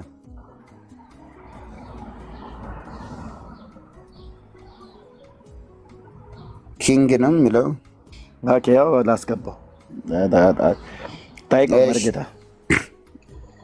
እሺ እና ይስተልኝ ገብቻለሁ አይደል? ያው ገብተሃል። እንኳን ደህና መጣ። እንኳን ደህና ቆያችሁኝ። ታች ላይ ሆኜ ብዙ እየተማርኩኝ ነውና ትንሽ ግር ያለኝ ጥያቄ ነበረ። ከተቀበላችሁ ልጠይቃችሁ ነው። እሺ ከየት ቤተ እምነት ነው ግን? ለጊዜው ኦርቶዶክስ ነኝ፣ ግን አሁን በምሰማቸው ነገሮች ትንሽ ተቀዣብሬያለሁ። እና ጌታን ልትቀበል ፈለግ? አዎ በደንብ ግን ማወቅ አለብኝ። ምክንያቱም ሕግ እየጣስኩኝ ተቀብያለሁ ብል ለእኔ ጽድቅ ስለማይሆን እየተማርኩ ነው ከእናንተ ብዙ ገና አሁን አንዳንድ መልስ ለማግኘት ፈልጌ ነው በማርያም ዙሪያ ላይ። መልካም። አሁን እኛ ጋር ሲከበር ልብ ብለው ከሆነ ማርያም ብዙ ቦታ ስም አላት። አሁን በአንድ ልደታ ማርያም ብለን እናከብራለን። እንደገና በ21 ደግሞ አሁንም ማርያም ይከበራል። እንደገና አሁንም በ31 ሲመጣ አሮጌ ልደታ ማርያም እያለን እናከብራለን። እንደገና ደግሞ ባታ ለማርያም እየተባለ ብቻ እናከብራለን እና በዛን ጊዜ በዓል ነው እየተባለን እናስቀድሳለን። እና እነዚህ ማርያሞቹ ብዙ ናቸው ወይንስ ራሷ ነች እየተቀያየረች የምትመጣው? በዚህ ዙሪያ ላይም ደግሞ ጥያቄ እንዲመልሱልኝ ፈልጌ ነው ከይቅርታ ጋር። መልካም። እሺ በአንድ ልደታ ትባላለች፣ በ3 ደግሞ በዓታ ትባላለች፣ በ6 ደግሞ ቁስቋም ትባላለች፣ በ7 ደግሞ ጽንሰታ ትባላለች፣ በ20 ደግሞ እናቷ ማርያም ትባላለች፣ በ21 ደግሞ ራሷ ማርያም ትባላለች፣ በ16 ደግሞ ኪዳነ ምሕረት ትባላለች። ኪዳነ ምሕረት የማርያም ሰዎች ናቸው። 3 4 5 6 7 አላት ማለት ከ30ው 7ቱንም ይዘዋለች እርሷ። ጎንደር ብትሄድ አሁን በ6 ቁስቋም ናት፣ የታወቀች ቁስቋም ናት። አርሴማም አትታወቅም፣ ኢየሱስም አይባልም። ግን ኢየሱስ 2 ቦታዎች አሉ። ቃ ኢየሱስና አደባባይ ኢየሱስ የሚባሉ አሉ። አቋቋሙም የተሰራ መጽሐፈ ዚቅም የተሰራ በዚያው ነው። ዘአደባባይ ኢየሱስ ዘቃ ኢየሱስ እያለ ነው የሚሄደው። ዘፊት ሚካኤል ዘአጣጣ ሚካኤል እያለ ይሄዳል። እና በአብዛኛው በ6 የጎንደር ህዝብ ቁስቋም ናት። ቁስቋም ደግሞ ማናት? ማርያም ናት። ቁስቋም ማርያም ናት። የግብፅ ላይ ተራራለች።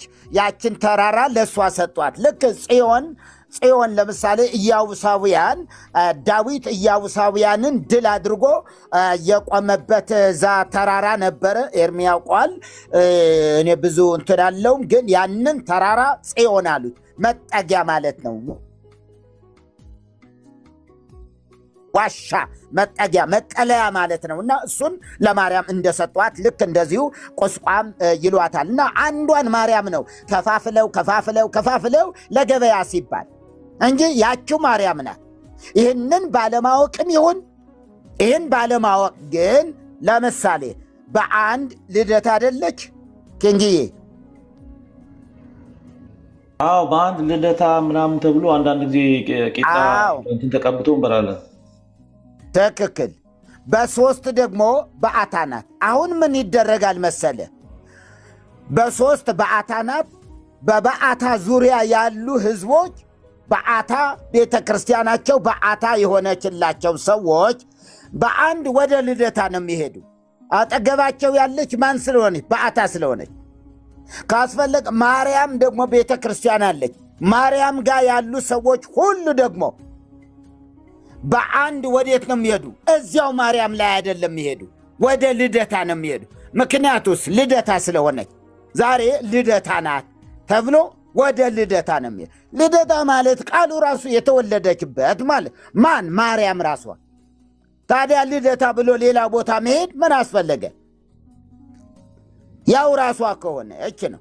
ስለዚህ እንደዚህና ለገበያ ሲባል ነው። ለገበያ ነው፣ ለገበያ ለዝክር እለከርሶሙ ያመልኩ ሆዳቸው አምላካቸው የሆነባቸው ሰዎች በልዩ ልዩ ስም ለመብላት እንዲያመቻቸው ነው።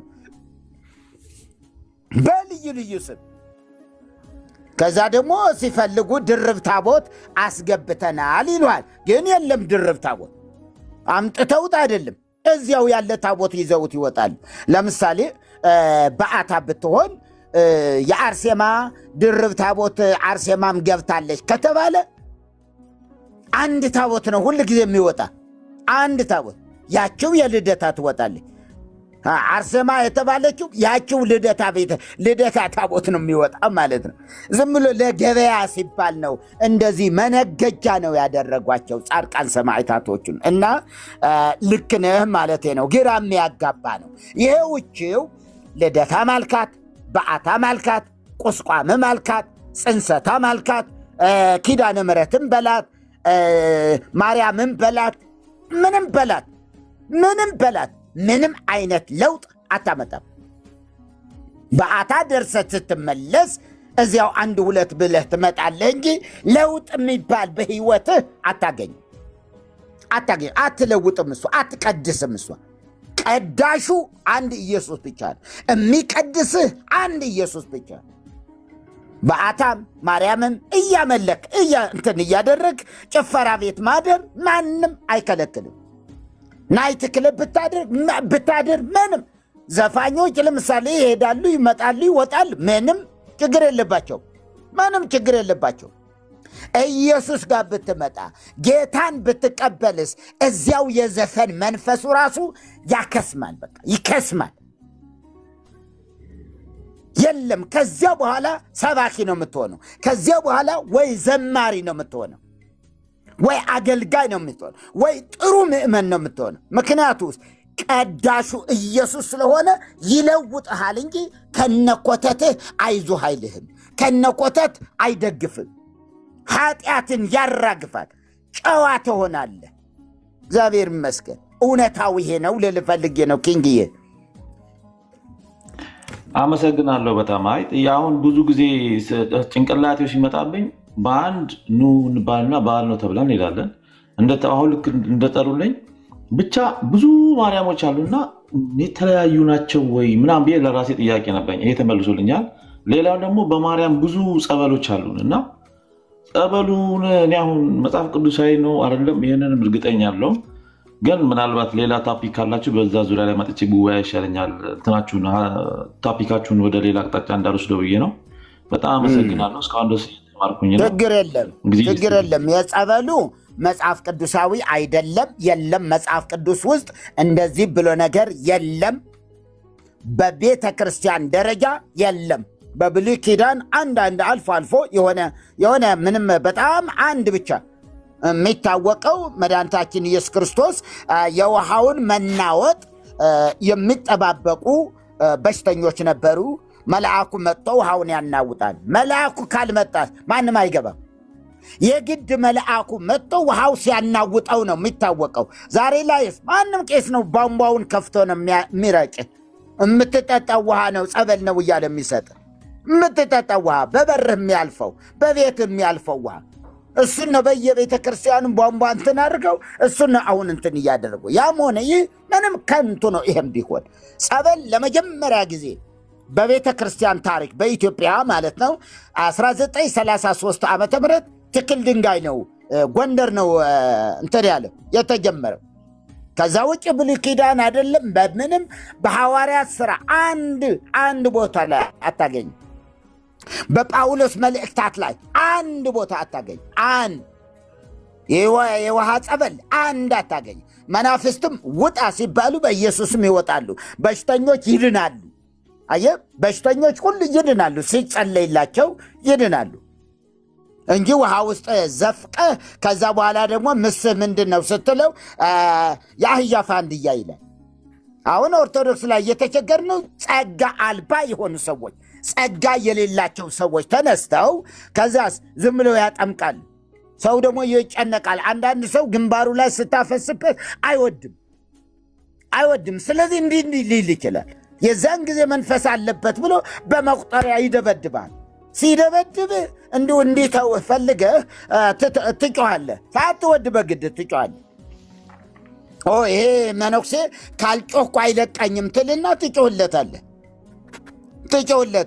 ከዛ በል ተናገር፣ ምስህ ምንድን ነው ይላል። ምስህ ምንድን ነው? የአህያ ፋንድያ ወይም ትላለህ። ጠቅላላ ህዝቡ የአህያ ፋንድያ እየበላ ነው ያለ። አንዳንዱ ደግሞ የጅብ አር ይላል። የጅብ አር ነው ምስ ምንድን ነው የጅብ አር? የሚገርም የጅብ አር ፍለጋ በቃ ሰው በየጫካው ይንከራተታል። ከዛ በኋላ ለሰይጣን አቆላምጠህ ነው የምታስወጣው። በዚያ ቦታ ላይ በጸበል ቦታ ተቆላምጦ በደንብ ተዝናንቶ ምን ይቀረብልህ ምን እናምጣልህ ይባላል። እንደዚህ ምናምን ነገር ይላል። ምን እናምጣልህ ይሄን አምጡልኝ ይላል። ምን ማርከስ ነው የሚፈልገው። ስለዚህ የአረቄ አተላ ይላል። የአረቄ አተላ ምንድን ነው? ምስህ አተላ በልቶ ከዛ ሰይጣን ወጣ ይባላል። እዛው ተስማምቶት ነው የሚኖረው። ምንድን ነው? ፈረስን አትጉዳው። የውስጠ ምስጢሩ ግን ምንድን ነው? በቃ ፈረስን አትጉዳው። የምትፈልገው ነገር ምን እናምጣልህ፣ ይሄን አምጡልኝ ይላል። ይመጣለታል፣ ይሄዳል። በቃ የምታጎራ ሴትም ካለች ቀሚስ በደንብ አድርጎ ጥሩ የሆነ ቀሚስ ጥልፍ ምናምን ይዘጋጅለታል። ለማን? ለመንፈሱ አቆላምጦ አብሮ እንዲኖር ነው፣ ተስማምቶ እንዲኖር ነው የሚደረገው። መውጣትማ አይታሰብም። ቢወጣ ኖሮ አየህ ከጭፈራ ቤት እንወጣ ነበረ፣ ከአረቅ ቤት እንወጣ ነበረ፣ ከጠጅ ቤት እንወጣ ነበረ፣ ከመጠጥ ቤት እንወጣ ነበረ። አየህ ሙስሊሞች ግሮሰሪ ያላቸው፣ መጠጥ ግን የለም። አረቅ ቤት የላቸውም፣ ጠጅ ቤት የላቸውም፣ አተላ ቤት የላቸውም። ሙስሊሞች እንኳን የላቸውም። ጭፈራ ቤት ሆቴል ቢኖራቸው ሆቴላቸው ላይ የፈለገ ይሁን ጭፈራ የለም። ትበላለህ፣ ትጠጣለህ፣ ትተኛለህ፣ አለቀ። ምክንያቱስ አየው እዚህኛውስ ምንም የፈለግከውን ማድረግ ትችላለህ። አረቄው አለ፣ አተላው አለ፣ ምኑ አለ። ትጠጣለህ፣ ትጨልጣለህ። ጾመኛ ነህ፣ ብቻ ወተት አትጠጣ። እዚህ ኦርቶዶክስ ጋር ይሄ ብቻ ነው። ብቻ ስጋ አትብላ እንጂ የፈለግከውን በልተህ ተቀደስ ነው የሚል። ብላና ተቀደስ ነው የሚል። እንዳለ ክትፎ ቤት ብትሄድ የፈረስ ስጋ ነው በአብዛኛው፣ እነግርሃለሁ፣ የፈረስ ስጋ በብዛት። ስለዚህ ወደ ጸበሉ ልምጣ። ጸበሉ እንደዚህ ነው። ምንም የውሸት ነው፣ ውሸት ነው፣ በቃ ውሸት ነው።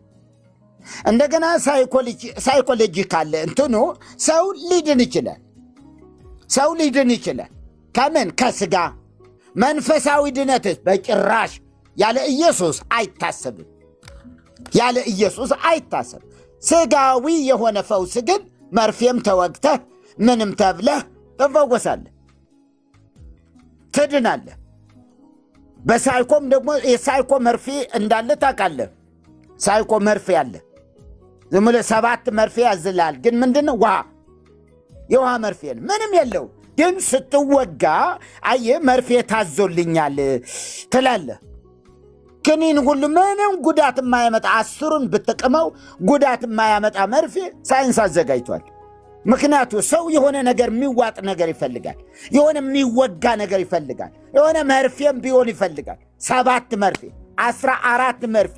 ከዛስ በዛ 14 ቀናት ሂደት ላይ ራሱን አእምሮውን እያሳመነ ይሄዳል። አያች ራሱን እያሳመነ ይሄድና ከዛ ይድናል። ማን ነው ያዳነው? አየህ በሳይኮ ነበረ እንትን ያለው። እንደዚህ ባለ መንገድ አለ። እዛም ሲሄድ ታማሚው አይደለም የሚጮው፣ አስታማሚው ራሱ እየዘለለ ይገባል። አስታምማለሁ ብለው ለካ መንፈሱ አለ። መምህር ግርማ ምን አለ? እኔም ቢሆን አለብኝ አለ። መምህር ግርማ አወቀው አይደለ? አጥማቂ። እኔም ቢሆን ከእኔ የበለጠ ጸጋ ያለው ሰው እኔ ጋር 40 ሺህ አጋንንት እንደሚኖሩ አስባለሁ አለ። 40 ሺህ አጋንንት ያለበት ሰው ነው የሚያጠምቀው። እና የእሱን እየተቋደሰ ይሄዳል። ሰው እየተካፈለው ይሄዳል። እሱ ጋር ይጠመቃል። ከዛ የሆነ መንፈስ ይሰጠዋል። ቤቱን አድርጎት ይሄዳል። በቃ ተባረክልኝ እኔ ወንድም። ስለዚህ ከጌታ ጋር ወደ ጌታና ጌታ ይለውጣል። ጌታ ከጨለማ ነፃ ያወጣል። ከማንኛውም አይነት ኃጢአት አቅም የሚሰጥ ኢየሱስ ብቻ ነው። አቅም ይሰጥሃል ጌታ፣ አቅም ይሰጣል። የቅድስና አቅም ያለው ኢየሱስ ጋር ነው። ምክንያቱ የመጣው ሊቀድሰን ስለሆነ፣ ሊለውጠን ስለሆነ፣ ሰው ሊያደርገን ነው የመጣው እንጂ አተላ እየጠጣን እንድንኖር አይደለም። አየህ በጸጋ በእርሱ በጸጋ በጸጋ መዳን በጸጋ መድኃኒታችን ኢየሱስ ክርስቶስ መስቀል ላይ የተሰቀለው አንተንና እኔን ለማዳን ነው። ስለዚህ ጌታን ስትቀበል የህይወትህ ራስ ይሆናል። በየትኛውም ቦታ ላይ እንደው በልምምድ አይደለም ኃጢአትን እንኳን የምትተወው፣ እዚያው ላይ ልክ ኢየሱስን እንደተቀበልክ ነፃ ትወጣለህ፣ ትድናለህ ማለት ነውና ስለዚህ ጌታን ብትቀበል ጥሩ ነው ብዬ ነው የምገምት ምልልህ የምመክረህ ነው። ምንም ነገ ከነገ ወዲያ የምትለው አይደለም። የመዳን ቀን አሁን ነው የሚለው። አሁን ያንተ ጊዜ አሁን ነው። ከሰዓት የሚሆነውን አታውቀው፣ ነገ የሚሆነውን አታውቀውም። ያንተ ጊዜ እቺ ዕለት ናት። ያንተ ጊዜ ይሄ ሰዓት ነው፣ አሁን ያለበት ሰዓት። በእውነት ከልብህ ጌታን የምትፈልግ ከሆነ ከልብህ ጥያቄ ፈጥሮብህ ከሆነ የጥያቄዎች ሁሉ መልስ ደግሞ ኢየሱስ ነው። ለጥያቄ መልስ ኢየሱስ ብቻ ነው። ዓለም ሁሉ እንቆቅልሽ የፈጠረባት ያለ ኢየሱስ ስለሆነች ነው። በኢየሱስ ስትሆን እንቆቅልሾች በሙሉ መልስ ያገኛሉ። የትውልድ ሁሉ ጥያቄ መልሱ ኢየሱስ ስለሆነ ኪንግዬ እግዚአብሔር ይስጥልኝ። በእውነት በጣም አመሰግናለሁኝ። እኔ ብዙ ጊዜ እከታተላቸዋለሁና እንደ ጥያቄ አሁን እዛ መጠየቅ አልቻልኩም። ምክንያቱም ገና ስጠይቅ በሁለተኛ ይሄን ጥያቄ እንዳትጠይቅ ይሄ የመናፍቃን ጥያቄ ምናምን ሲሉ ተዋለሁ። በጣም ብዙ አለ ዶክመንት ቁጭ ብያለሁ። አንዳንድ ጊዜ የሚያስድዱን ከሰጠኝ ገብቼ የሚጠይቃቸው ጥያቄዎች አሉ። ታፒኩ ሲሆን ኦርቶዶክሳውያኖች ገብታችሁ ጥያቄ ካላችሁ ጠይቁ የሚልባቸው ጊዜዎች አሉና በነዛ ውስጥ ታፒክ ሳይለው እያንዳንዱን ጥያቄ ለአብነት ያክል ከመጀመሪያ ጀምሮ የማቀርበው የንስሐ አባቶች ሰው እየመረጡ እንደሚይዙና የንስሐ አባት በፕሮቴስታንት ውስጥ አለ ወይ? ይህንን ጥያቄ ያቀርባለሁ። ሌላ ደግሞ የምጠይቀው ጥያቄ ምንድን ነበረ? ለምሳሌ አሁን ጸበል ቅድም ሲያነሱ ነበር። ጸበል ስንጠመቅ አንገት ላይ ሐብል ካለ እጅ ላይ ቀለበት ካለ ሌላ ሴጣን አለባቸው የሚባሉ ሰዎች ይመጡና አምጣ ይሉሃል። ያው ስላለባቸው ስትስጥ ነው የሚሉት። ሌሎቹም አውልቀን እንሰጣለን ወይ ይወረውሩታል። የት እንደሚያደርጉት አናውቅም። ያው በቃ ሰተናቸው ወደ ቤት ነው የምንሄደው። አልወደደውም ሴጣኑ ይባላል። በብራችን አወጣን የገዛ ነው። እንደዚያ ላይ ገጥሞኛል እኔ እና ይሄ አይነት ነገር በእናንተ ጋር ሳለ ወይ የሚለውን ጥያቄ ጠይቃለሁ። ከዛ ጋር ደግሞ አያይዤ ልጠየቅ ያሰብኩት ብዙ ጥያቄዎች አሉ። ለምሳሌ አሁን ሰው ሲሞት ይሄ 40 80 ምናምን እየተባለ የሚከበር ነገር አለ። አንዳንዴ ደግሞ ኤርሚ ሲናገር የሰማሁት ምንድን ነው ሰው ሲሞት የሚደገመው የሆነ ፍታት ምናምን ተብሎ የሚባለው ነገር ወደ አማርኛ ተርጉሞ ሰምታችሁታል ወይ? መዝሙር ላይ ነው ምናምን ብሎ ሲያወራ ሰምቼው እሱ ነገር ጥያቄ ይፈጥሮብኛል። ያንንም አያይዞ እንደ መልስ ቢሰጠኝ ስለምፈልግ የዛ ቀን ርዕሱ ሲሆን ማንኛውም ጥያቄ የሚያስተናግድበት እንደ ርዕስ አልቶ ካቀረበ ገብቼ ጥያቄዎችን በሙሉ እያንዳንዳቸውን የጻፍኳቸዋሉ አቀርብና መልሶችን ከሰማሁ በኋላ ከታች ደህንነት ተማር ምናምን የሚሉ እያየሁ ነው እና በደንብ መማር አለብኝ። ምክንያቱም ዝም ብዬ ጌታን ተቀብያለሁ ብዬ የፕሮቴስታንት እምነቶችን ተከታይ ስም ማጥፋት አልፈልግም። ትክክለኛ መከተል ካለብኝ ልክ እንደናንተ አይነት ሰዎች መሆን ስለምፈልግ እናንተን ነው ቤንችማርክ አድርጌ መጓዝ እንፈልገው እና ጥያቄዎችን በሙሉ ግን ጽድት አድርጌ እንዲመለሱልኝ ስለምፈልግ አሁንም ከታቸው የተከታተልኳቸው ነው። እግዚአብሔር ይስጥልኝ። መልስ አግኝቻለሁ። የጥያቄው ሁሉ መልስ ግን እውነተኛ መልስ ኢየሱስ ነው። ስለዚህ አሁንም ቢሆን ኢየሱስን ተቀብለህ ጥያቄዎቹ በፈለግከው ሰዓት እየመጣ ብትጠይቅ ምንም ነገር እንትን አይልም፣ የሚከለክል ነገር የለም። ዋናው ኢየሱስ ስለሆነ የዘላለም ሕይወት ኢየሱስ ነው፣ ማንም አይደለም። ስለዚህ ኢየሱስን የዘላለም ሕይወት አድርገው፣ ኢየሱስን አባት አድርገው፣ አባት አድርገው ተቀበለው። ተቀበል። ዝም ብለህ ጌታን አየህ። ቀድም እዚህ ጥቅስ ጽፈውልህ ነበር አይተው ከሆነ የመዳን ቀን ኖ በተወደደ ሰዓት ሰማሁ የሚል ኖ በተወደደ ሰዓት ሰማሁ፣ በማዳንም ቀን ረዳሁ። አየህ፣ በመዳንም ቀን ረዳሁ ይላልና ኖ የተወደደው ሰዓት አሁን ነው፣ እነሆ የመዳን ቀን አሁን ነው ስለሚል በዚህ የመዳን ቀን ይሄ ያንተ ቀን ነው። ይሄ አንተ ነፃ የምትወጣበት ቀን ነው።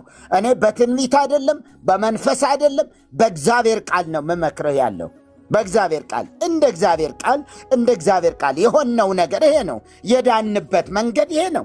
ሌላ ቀጠሮ ይዘን የሆነ ነገር እንደዚህ አይደለም እና እግዚአብሔር ግን ወደ ቤትህ ይገባል። እግዚአብሔር ወደ ልብህ ይገባል።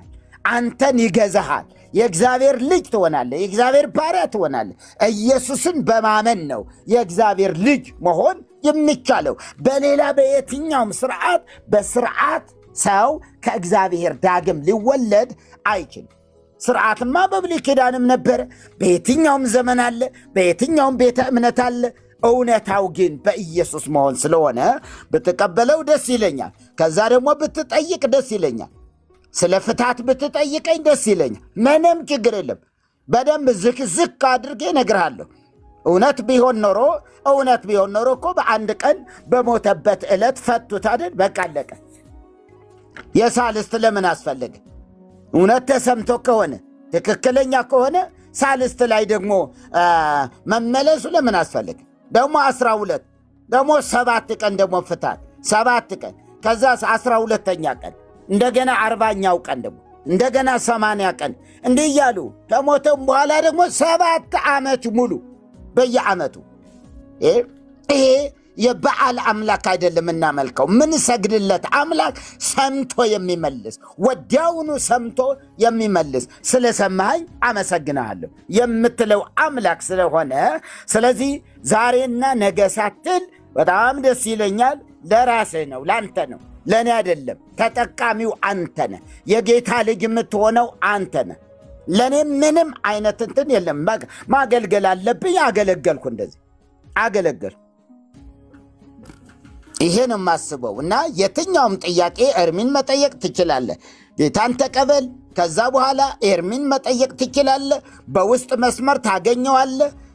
ነገረ ድነት በጣም ብዙ ሰዎች የሚጠይቁታሉ። በውስጥ ሆነው ካህናት በላቸው፣ ብዙ ካህናት ይጠይቁታል በውስጥ። በቃ እኔ አደባባይ ላይ እንትን ማድረግ አልችልም እያሉ ስማቸው የገነነ ስለሆነ ሊቀ ሊቃውንት እንትና መልአከ ገነት እንትና መልአከ ጽዮን ምናምን ስለሆነ በውስጥ ነው ጌታን የሚቀበሉ። ሕዝብ እየሰማኝ እንዴት አድርጌ ነው የሚሉ። ስለዚህ አንተ ጌታን ተቀበል። ከዛስ ነገረ ድነቱን ደግሞ ኤርሚ በደንብ አድርጎ ያገለግልሃል፣ ያስተምርሃል። የትኛውም ጥያቄ ብትጠይቀው መልስልሃል። እግዚአብሔር ያስነሳው ሰው ነው። የእግዚአብሔር ባሪያ ነው። የእግዚአብሔር ሰው ነው። እንደዚህ ቁጭ ብሎ ቀን ሙሉ እንዲህ የእግዚአብሔር ቃል ያልሆኑትን የእግዚአብሔርን ቃል የጋረዱ ጨለማ የሆኑ ስርዓቶችን ሁሉ እየገፈፈ ያለ እግዚአብሔር ቢቀባው ነው። እግዚአብሔር ስላዳነው፣ እግዚአብሔር ስለፈወሰው እንጂ እዛ 20 ምናምን ዓመት ሙሉ ሲንከራተት የነበረ ሰው ነው። ቅድም ሰምተው ከሆነ አስፓልት ላይ ይሄ ምንድነው የሚባለው ሰራሚክስ ላይ በባዶ እግሩ ሰራሚክስ ላይ ቆሞ ያስቀደሰበት ይቆጨዋል። ወይኔ የዚያን ጊዜ በርቶልኝ ቢሆን ኖሮ ይላል። ያን ሁሉ መከራዬን የበላው መከራዬን ያየሁት እያለ ይቆጨዋል። ግን ለዚህ እያስታጠቀው ስለነበረ ነው። እግዚአብሔር ክብር ለጌታ ይሁን። የመዳን ቀን ዛሬ ነው። የምትሰማኝ ከሆነ በጣም ደስ ይለኛል። ሌላው ምንም ችግር የለው። ኪንግ ኢየሱስ ጌታ ነው። አሜን ነው። አሜን አሜን። እውነት ነው። ኢየሱስ ያድናል። አሜን ነው። አሜን አሜን። አዎ በስራቸው እነ ኢዮብ እነ አብርሃም በጣም ድንቅ የተባለለት እምነትና ስራ አስተባብረው ይዘው የነበሩ ናቸው ብሉይ ኪዳን። ግን ያለ ኢየሱስ የዘላለም ሕይወት ስላልነበረ ኢዮብም በስራ አልጸደቀም፣ አብርሃምም በስራው አልጸደቅም። ማንም ቢሆን በስራው መንግሥተ ሰማያት መግባት አልቻለም። ምክንያቱም በኢየሱስ ነው የሚከፈተው። የእግዚአብሔር መንግሥት የሚከፈተው የዘላለም ሕይወት የሚገኘው በኢየሱስ ብቻ ስለሆነ በጣም ድንቅ በሰማዕትነት ሁሉ የሞቷሉ። እነ ኢሳይያስ በሰይፍ እንደተገደለ ይታመናል። እነ ኤርምያስ በድንጋይ ተወግረው የሞቱ ናቸው። በጣም ብዙ ሰዎች ግን ያንን ያህል ዋጋ ቢከፍሉም ገነት መንግሥተ ሰማያት የመግባት ዕድል ግን አልነበራቸውም። ያለ እኛ ፍጹማን እንዳይሆኑ እግዚአብሔር ስለ እኛ የሚበልጥ ነገር አይቶ ነበርና ይላል ዕብራውያን ላይ። ያለ እኛ ፍጹማን ፍጹምነት የሚገኘው በኢየሱስ ስለሆነ ኢየሱስን ተስፋ አድርገው ይጠብቁት ነበር። መልካም ሥራ እየሰሩ በጥሩ እምነታቸው አምነው ከዛ መልካም ሥራም እየሰሩ የመሲሁን መምጣት ይጠባበቁ ነበረ። ግን በተስፋ መዳን አልተቻለም። ያ ሁሉ ሥራ፣ ያ ሁሉ ሰማዕትነት፣ ያ ሁሉ ጸሎት፣ ያ ሁሉ ምጽዋት ምንም አላደረገላቸውም። ልክ ኢየሱስ ሲመጣ እኛ ስናምን የእነሱም እምነት ሕያው ሆነ። ኢየሱስ ሲመጣ በእርሱ በኩል መዳን ሆነላቸው እና ስለዚህ ይሄ ነው እውነታው። ኪንግ እግዚአብሔር ይባርክህ። አሜን አሜን። ሕይወትህን እግዚአብሔር ይባርክ። አሜን አሜን። ነገርህን ሁሉ እግዚአብሔር ይባርክ። አሜን። ልብህ በእግዚአብሔር ቃል የተሸነፈ ይሁን። አሜን። ለእግዚአብሔር የምትገዛ ትውልድ ያድርግህ። አሜን። ለቃሉ የምትገዛ እግዚአብሔርን በመፍራት እንድትመላለስ ያደርግህ ዘንድ እግዚአብሔር በደጅ ነው። አሜን። እግዚአብሔር በደጅ ነው። የምትሻውን ነገር የሚበትን መንፈስ ሁሉ ካንተ ዘንድ ይርቃል። እግዚአብሔር ያስወግደዋል። የበረከት ሰው ትሆናለህ። እጆች የበረከት እጆች ይሆናሉ። አእምሮህ ይባረካል። ሐሳብህ ይባረካል። ፈቃድህ ይባረካል። እሺ ኪንግዬ፣ እሺ አሜን። ጌታ አንተ ጋር ሲመጣ በአንተ ውስጥ ደግሞ ለሌሎች ደግሞ መፍትሄ ሊያደርግህ ይችላል። እግዚአብሔር ለሌሎች ደግሞ በረከት ያደርግሃል። እግዚአብሔር ለአንተ ብቻ አይደለም፣ በስርህ ላሉ ለምታውቃቸው ጓደኞችህ መፍትሄ ሊያደርግህ ይችላል እግዚአብሔር። ስለዚህ እግዚአብሔር በደጅ ነው። እግዚአብሔር እንደሚናገርህ አድርገህ አስብ። እግዚአብሔር ዛሬ የኔ ቀን ነው በል። ዛሬ የኔ ቀን ነው። ይህን ብለህ እንድታምን ነው ምፈልገው። እኔ እዚህ ያለ ሁሉ በጣም ደስተኛ ነው። እግዚአብሔር ይረዳሃል፣ በነገር ሁሉ ይረዳሃል። አቃተኝ በምትለው ነገር ሁሉ ጣልቃ ይገባል እግዚአብሔር። እንዲሁ አቃተኝ እንዲህ ሆንኩ በምትለው ነገር ሁሉ እግዚአብሔር ጣልቃ ይገባል። ምክንያቱ የእግዚአብሔር ልጅ ስለሆነ፣ የእግዚአብሔር ልጅ በመሆን ከእግዚአብሔር ዳግም ስለተወለድ፣ ያውም በክርስቶስ ዳግም ስለተወለድ፣ ይሄ እውነት ነው። ይሄ እግዚአብሔር ለማንም አሳልፎ አይሰጠም። ከዛ ሰይጣን እንደ ልቡ በአንተ ላይ ስልጣን የለውም። ደጋሚ በአንተ ላይ ስልጣን የለውም። አይሰራም። እውነት እልሃለሁ አይሰራም። አውቀዋለሁ። ስለማውቀው ምንም የምትፈራው ነገር አይኖርም። የሚያስፈራህ እግዚአብሔር ብቻ ይሆናል። ክብር ለኢየሱስ ይሁን።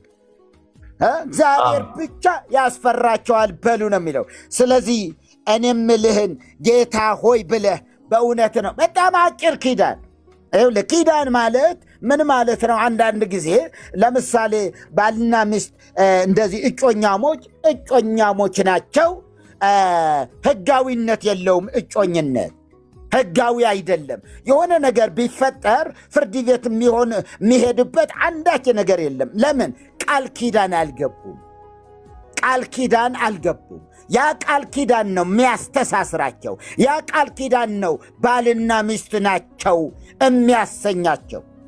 ቃል ኪዳን ይሄ ነው። ቃል ኪዳን የሚባለው ደግሞ አንተ ልቤን ሰጥቻለሁ እግዚአብሔር ሆይ ከዛሬ ቀን ጀምሮ በልቤ አንተ ንገስ፣ ልቤን ንገስበት፣ ላንተ ሰጥቻለሁ ስትለው እግዚአብሔር ደግሞ የጠየቀውን ጥያቄ ይመልሳል። ለምኑኝ አለ እሰጣቸዋለሁ፣ አንኳኩ ይከፈትላችሁማል ያለው ጌታ ነው። አሁንም ያንተን ልብ እያንኳኳ ነው ጌታ። ስሙ ብሩክ ይሁን። አይ ማንኳኳት ማለት እንደዚህ ነው። ድምፁን ያሰማል እግዚአብሔር።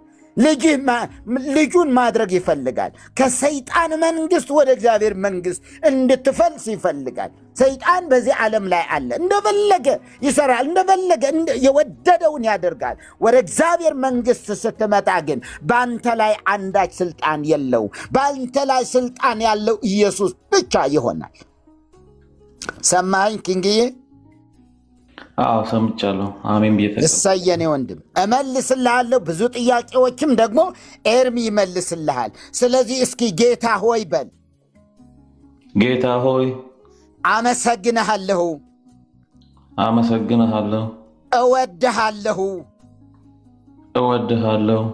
አባት ሆይ ዛሬ እኔ ባልጠበቅኩበት ቀን አንተ ባዘጋጀኸው ቀን እቀበልህ ዘንድ እቀበልህ ዘንድ ስለወደድክ አመሰግንሃለሁ። ልጅህ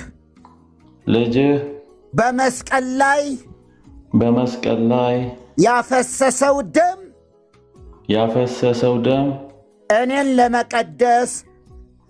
ለመቀደስ እኔን ለመለወጥ እኔን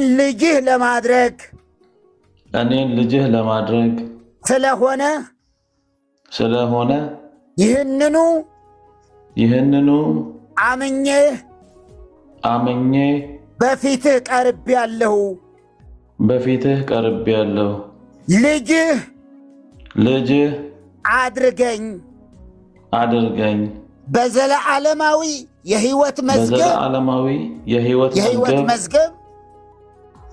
መዝገብ ስሜን ጻፍልኝ። ከዛሬ ጀምሮ ዓለምን ኃጢአትን ነውርን ሰይጣንን ስራውንም ሁሉ ክጃለሁ። ልጅህ ስላደረከኝ አመሰግንሃለሁ። ሰይ አሜን። ኢየሱስ ክርስቶስ ጌታ ነው። አሜን። የመዳን መንገዱ ይሄ ነው። ኪዳን ማለት ይሄ ነው። በእግዚአብሔር ፊት ነው የቆምከው። እግዚአብሔር ካንተ ጋር አለ። ከዚህ ቀን ጀምሮ አንተ የምትለፋበት አንተ የምትደክምበት ነገር የለም። ኃጢአትን በመተው ነውርን በመተው የትኛውም አይነት ሱስ ቢኖርብህ በእውነት እልሃለሁ አሽቀንጥሮ ነው የሚጥለው። እኔ በእውነት እነግርሃለሁ በጣም በትልቅ ቦታ ላይ ነው የነበርኩ። እጅግ ብዙ ተማሪዎች ሁሉ ይዤ እያስተማር እንደዚህ በድንገት ነው ጌታ ወደ ልቤ የገባ። በድንገት አባ ኪሮስ ይባላሉ። በቀኑ 8 ነበረና በ8 አቡነ ኪሮስ ነው የሚባሉ። አቡነ ኪሮስ ይባላሉ በ8። በኋላ የኪሮስን ታሪክ ልተርክላቸው ለተማሪዎች ታሪኩን ልተርክላቸው ስል እንግዲህ ታሪካቸው 40 ዓመት ሙሉ ተኝተው እግዚአብሔር ሆይ መምህሬን ከዚህ ካላስነሳህልኝ፣ መምህሩ ሙተው ነው በብኑዳ ይባላሉ። መምህሩ ሞተው አገኛቸው። ከዛ ጌታ ሆይ መምህሬን ካላስነሳህልኝ ከዚህ ስፍራ አልነሳም ብለው 40 ዓመት ኖሩ ይላል። አንዳንዱ 40 ቀንም የሚሉት አለ እና 40 ዓመት የተሻለ ስለሆነ ለምን ሳር በቅሎባቸዋል። ትልልቅ ወይራ ጀርባቸው ላይ በቅለዋል። ይህ ነው የሚተረከውና ይህንኑ ልተርክ ነው ሳሰላስለው በኋላ በሰው ጀርባ ላይ ግን በሰው ሰውነት ላይ ፀጉር ሊበቅል ይችላል እንጂ እንዴት ሳር ይበቅላል አልኩኝ። እንዴት ዛፍ ይበቅላል አልኩኝ። ሳይረገዳማት አብቆለ ዝባነ ኪሮስ ምድር ይላል። አየህ ቅኔም ሲቀኙ ዝባነ ኪሮስ ምድር የኪሮስ ጀርባ ሳይረገዳማት አብቆለ። አየህ የበረሃ ቅጠሎች የበረሃ ሳር አበቀለ። ምኑ ጀርባው ከምድር ጋር ተመሳስሎ ሰምና ወርቅ እንዲሆን እንዲህ እየተደረገ ነውና እንዴት ሆነ ግን አልኩኝ። ነቃሁ፣ በቃ ነቃሁ። ይገርማል፣ ነቃሁ። ይሄ ነገር ውሸት ነው አልኩኝ። በኋላ የጊዮርጊስ ታሪክ መጣ። ፈጭተው ምን ብለው ለከብት ሰጡት። ከዛ ከብቱ ከበላው በኋላ ደግሞ ከብቱ ላይ ጀርባው ላይ ወጥቶ ከብቱን እየነዳ ደግሞ ወደ ነገሥታቱ ሄደ። በሬ በልቶት ነው እኮ ከብት በልቶት። ምክንያቱ ይድራስ የሚባል ተራራ ላይ ፈጭተው ሲበትኑት አሁንም ይነሳል፣ ሲበትኑት አሁንም በንጉሳቸው ፊት ይከራከራል። ይሄ ነገር ምንድን ነው ብለው ቢጨንቃቸው ለከብት እንስጠው ብለው ለከብት ተሰጠ። ከብቱ በላው። ከዛ እንደገና ከብቱን እየነዳ ደግሞ ይህንንም እዚያው ካንስል አደረግኩት። ምን ብዬ ልንገርህ? ቀን ሙሉ እስከ 11 ሰዓት የተክልየ ሲመጣብኝ ተክልየ እንትን ሲሉ ይሄ ልክ አይደለም ስል እንደገና የማርያም ደግሞ ይመጣብኛል። እሱንም ደግሞ ይሄ ልክ አይደለም ስል ደግሞ ሌላ ታሪክ ምን ብዬ ልንገር? የአቡነ ገብረ መንፈስ ቅዱስ እሳቸው ደግሞ ከተወለዱበት ቀን ጀምሮ 562 ዓመት